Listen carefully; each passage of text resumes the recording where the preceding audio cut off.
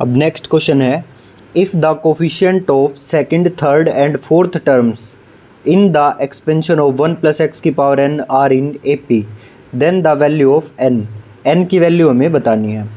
जहाँ पर second, third और फोर्थ टर्म इस एक्सपेंशन की ए पी में गिवन है। तो ये इसके ऑप्शंस हैं। इस क्वेश्चन को करने से पहले हमें एक नोट पता होना चाहिए। We know that if TR+1 TR+2 are in A P, अगर TR और TR+1 और TR+2th टर्म ए पी में है तो R की वैल्यू क्या होगी, n ±√n+2/2। ठीक है, जैसा क्वाड्रेटिक फार्मूला कुछ वैसा ही है ये formula, n ±√n+2/2, n ±√n+2/2। और तो हमें क्या निकालना है, टी सेकंड, थर्ड और फोर्थ टर्म ए पी में गिवन है, सेकंड, थर्ड और फोर्थ टर्म, तो लिख लिया T2 T3 T4 are in A P.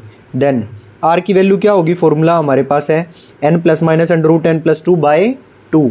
ठीक है, और तो ये देखो सेकंड टर्म, तो टी आर की वैल्यू कितनी हो गई, 2।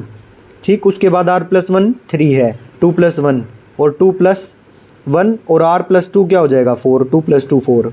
तो r की वैल्यू यहाँ से 2 आ गई ना, सो r की वैल्यू हमने 2 पुट कर दी, n ±√n+2/2। तो n ±√n+2 और इस 2 को ऊपर ले जाओ = 4 हो जाएगा। ये इस चीज़ की वैल्यू 4 आ जाएगी। तो हम क्या करेंगे, इसमें ऑप्शन से चेक करेंगे, n की वैल्यू पुट करके जो सेटिस्फाई कर जाएगी वही आंसर। तो देखिए कैसे किया, 4 = n ±√n+2 आ गया।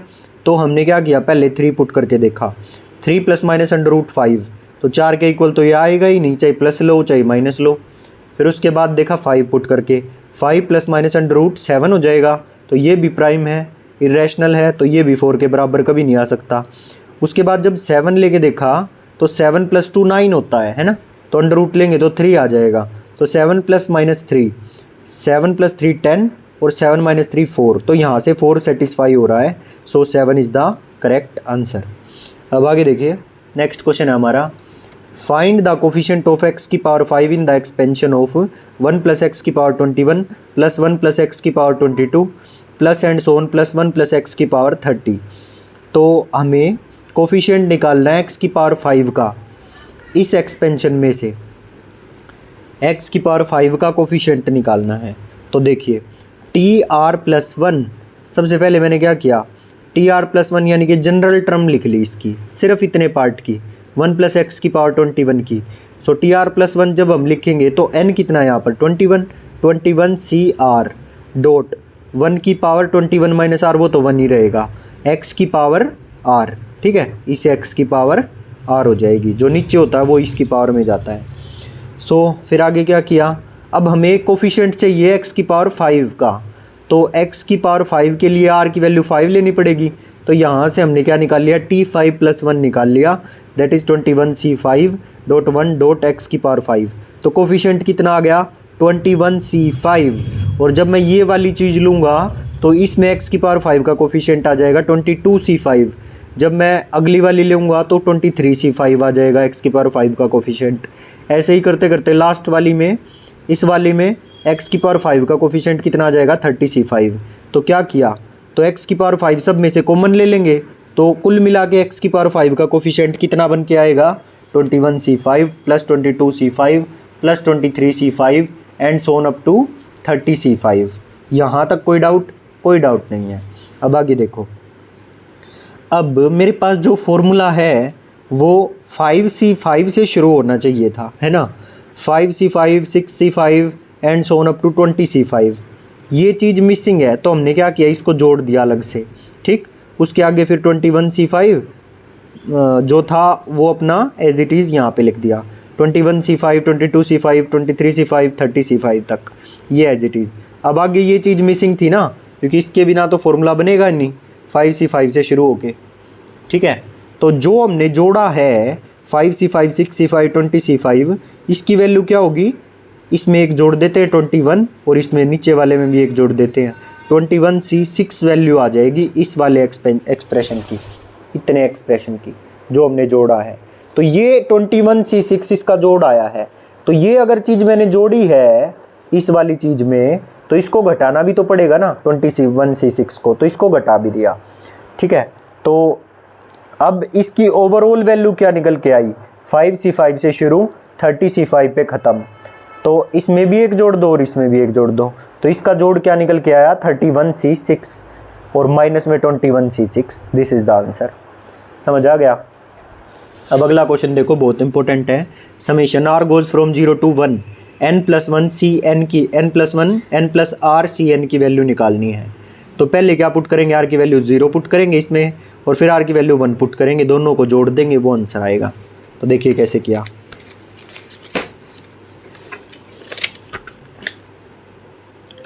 तो NCN, जब NCN और प्लस में n+1 CN, पहले क्या किया, आर की वैल्यू जब 0 पुट की, आर की वैल्यू 0 पुट करेंगे तो NCN बनेगा, तो वो लिख दिया NCN। और जब आर की वैल्यू 1 पुट करेंगे तो क्या बनेगा, n+1 CN, तो ये लिख दिया n+1 CN। ठीक है, अब इसका जोड़ निकालेंगे।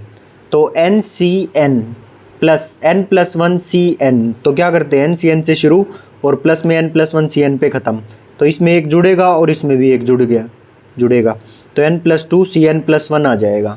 लेकिन हमारे ऑप्शंस में तो ये ऑप्शन ही नहीं है, देखो कहीं पे भी n+2 CN+1 नहीं है, n+2 CN+1 नहीं है ना। तो क्या करेंगे, NCR = NCN - R वाला फॉर्मूला इसमें पुट कर देंगे। So this is equal to n+2 CN+1 = n+2 C। n+2 में से n+1 घटा दो, 1 बचेगा। समझ गए ना, जब n - R निकालेंगे मतलब इसमें से ये घटाएंगे जब नीचे, तो 1 बचेगा घटाएंगे जब। तो this is the answer n+2 C1। तो कौन सा ऑप्शन करेक्ट है, A option is correct. So hope समझ में आ गया होगा। अब नेक्स्ट देखिए, find the term in the expansion x + 1/√x की power 12 which is independent of x। हमें बतानी है कि कौन सी टर्म इस एक्सपेंशन में इंडिपेंडेंट ऑफ x होगी। तो इसको करने से पहले एक फॉर्मूला है जो नेक्स्ट नोट में है, वो पता होना चाहिए। स्पेशल केस ऑफ कोफिशिएंट बोलते हैं इसको।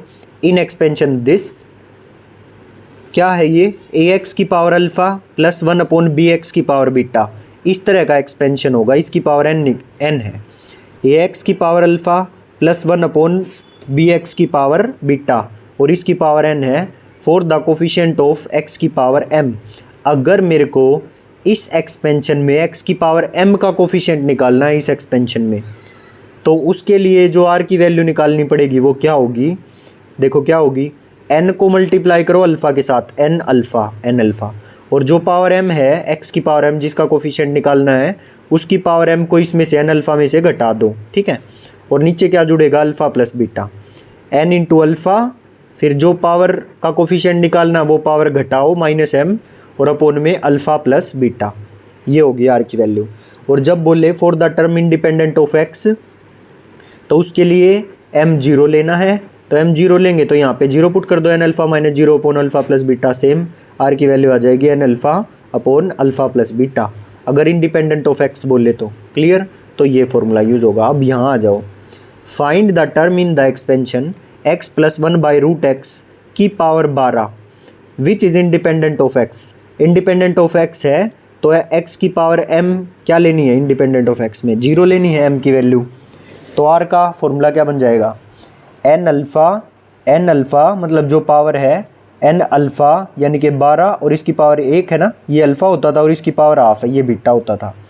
ठीक, तो 12 n अल्फ़ा -m कितना है 0, क्योंकि independent of x upon alpha plus beta, ये फॉर्मूला होता था r का जब इंडिपेंडेंट ऑफ x हो। तो n की वैल्यू है 12, 12 गुणा में 1, 12 गुणा में 1 लिखो चाहे मत लिखो, अपॉन 1 प्लस इसकी पावर कितनी है 1/2 और माइनस में 0, क्योंकि m इंडिपेंडेंट ऑफ x है तो m 0 लेंगे। सो 12 बटे में इसको सोल्व किया तो 8 आंसर आया, r की वैल्यू 8 आ गई। ठीक है, r की वैल्यू 8 आ गई, तो हमें r की वैल्यू 8 मिल गई। तो जब हम जनरल टर्म लिखते हैं तो कैसे लिखते हैं उसको, सो हम TR+1 करके लिखते हैं ना, TR+1, यस और नो। तो कैसे लिखा जाएगा, r की वैल्यू 8 है तो t 8 + 1 लिखा जाएगा, समझ आया। और n की वैल्यू कितनी है 12, तो क्या आएगा 12CR यानी कि 8, 12C8, क्योंकि r की वैल्यू 8 है, डॉट में x की पावर 12 में से 8 गए 4 और 1/√x की पावर नीचे वाला 8। जब इसको सॉल्व करेंगे तो इसकी भी पावर 4 हो जाएगी क्योंकि ये पावर 1/2 है, गुणा होकर 4 ही हो जाएगी। इससे ये कट जाएगा, खाली 12c8 बचेगा। सो 12c8 ऐसा है जो इंडिपेंडेंट ऑफ x है, इसमें कोई x नहीं है। Is it clear? तो ऐसे हमें करना है काम। तो इसके लिए ये नोट बहुत इंपॉर्टेंट है, ये पता होना चाहिए। जब इस तरह का एक्सप्रेशन हो ax की पावर अल्फ़ा प्लस 1/bx की पावर बीटा की पावर n और हमें x की पावर m का कोफिशिएंट निकालना हो, तो उसके लिए r की वैल्यू कितनी होगी, n अल्फ़ा, n की अल्फ़ा से गुणा करो, माइनस में ये वाली पावर जो है उसको घटाओ, माइनस में m अपॉन में अल्फ़ा प्लस बीटा, ये आ जाएगी r की value. For the term independent of x, और जो टर्म इंडिपेंडेंट ऑफ x है उसके लिए हम 0 ले लेंगे m को, मतलब x की पावर 0 निकालनी है, उसका कोफिशिएंट निकालना है, तो उसके लिए हम m को 0 ले लेंगे। और तो 0 पुट करो इसमें, n इंटू अल्फ़ा माइनस में 0 क्योंकि m की वैल्यू 0 है, माइनस में 0 अपॉन अल्फ़ा प्लस बीटा। फिर उसको क्वेश्चन में अप्लाई कर दो। अप्लाई करना भी मैं सिखा चुका हूँ, ठीक है। तो बग आगे आ जाइए। The value of term independent of x, independent of x मतलब m की वैल्यू 0 है। इन the expansion of this, in the expansion of this is, तो देखो पहले r निकालना पड़ेगा इसके लिए, तो r की वैल्यू कैसे निकलेगी, इंडिपेंडेंट ऑफ x है तो 9 इंटू 2 18, 18 माइनस 0 अपॉन में 2 जमा में 1, 2 जमा में 1, तो ये आ गई r की वैल्यू 6, ठीक है। तो t r+1 होता है ना, टी आर प्लस 1 फॉर्मूला में जो जनरल टर्म हम लिखते हैं, तो टी आर प्लस 1 किसके इक्वल हो जाएगा, t6+1 के। t6+1 के n की वैल्यू कितनी है 9, तो 9cr 9c6 क्योंकि r की वैल्यू 6 है, 9c6 डॉट एक्स स्क्वायर की पावर 9 माइनस 6 यानी कि 3, और ये -1/x है, -1/x की पावर नीचे वाला 6, ठीक है। तो जब इसको सोल्व करेंगे ये इससे कट जाएगा, खाली 9c6 बचेगा। सो 9c6 is independent of x, और इसको जब सोल्व करेंगे तो कितना आएगा 84 आएगा। और एक बात आपको पता है सोल्व करने में आसानी होगी, 9c6 को हम क्या भी लिख सकते हैं, NCR को क्या भी लिख सकते हैं, NCn-r, so this is equal to 9c3, ठीक है। और इसको सोल्व करने का तरीका होता है, जैसे नीचे 3 है ना, तो इसको 3 बार आगे बढ़ाओ, 9 गुणा 8 गुणा 7, 3 बार आगे बढ़ाया, और इसको 3 फैक्टोरियल को नीचे लिख दो, 3 इंटू 2 काटेंगे तो 84 आंसर आएगा। और जैसे नॉर्मली हम करते हैं वैसे भी कर सकते हो, इससे थोड़ा जल्दी हो जाता है, बस ये है। अब आगे है find the coefficient of x की power 15 in the expansion of this, x की पावर 15 का कोफिशिएंट बताना है इसके एक्सपेंशन में। तो r की वैल्यू कितनी होगी, r की वैल्यू कितनी होगी, x की पावर 15 का बताना है। तो पहले क्या करो, 15 को 2 से गुणा करो, 15 गुणा में 2, माइनस में m कितना है 15, और अपॉन में ये पावर और ये पावर जुड़ जाती है नीचे, सो 2 जमा में 1 नीचे, सोल्व करेंगे तो r की वैल्यू 5 आ गई। सो tr+1 लिखना होता है ना जनरल टर्म लिखते वक्त, सो t 5 जमा में 1 लिख दिया। सो n की वैल्यू कितनी है 15, 15cr यानी कि 15c, r की वैल्यू 5 है, 15c 5, x स्क्वायर की पावर 15 माइनस 5 यानी कि 10, फिर 2/x की पावर नीचे वाला 5, इसको सोल्व करेंगे जब ये तो कट जाएगा, कटेगा या बचेगा, बच जाएगा। x की पावर 20 में से नीचे x की पावर 5 है वो घटेगी, तो x की पावर 15 बचेगा यहाँ पे, ठीक है। तो इसका कोफिशिएंट कितना आया x की पावर 15 का, 15c5 डॉट में 2 की पावर 5 इज़ द आंसर, 15c5 2 की पावर 5, C is the right answer. तो ये थी हमारी आप आज की क्लास। अच्छा एक क्वेश्चन और कर लेते हैं, चलो फिर एंड करेंगे क्लास को। If n belong to natural number then 121 की पावर n माइनस 25 की पावर n प्लस 1900 की पावर n माइनस -4 की power n is divisible by, तो ये बताना ये किससे डिविजिबल होगा। अब n कोई भी नेचुरल नंबर हम ले सकते हैं, तो मैंने 1 ले लिया आसानी के लिए, तो 121 की पावर 1, 25 की पावर 1, 1900 की पावर 1 और -4 की पावर 1, इसको सोल्व कर दो 2000 आएगा, तो ये 2000 के बराबर है, तो 2000 से तो भाग होगा ही, so this is the right answer, divisible by 2000।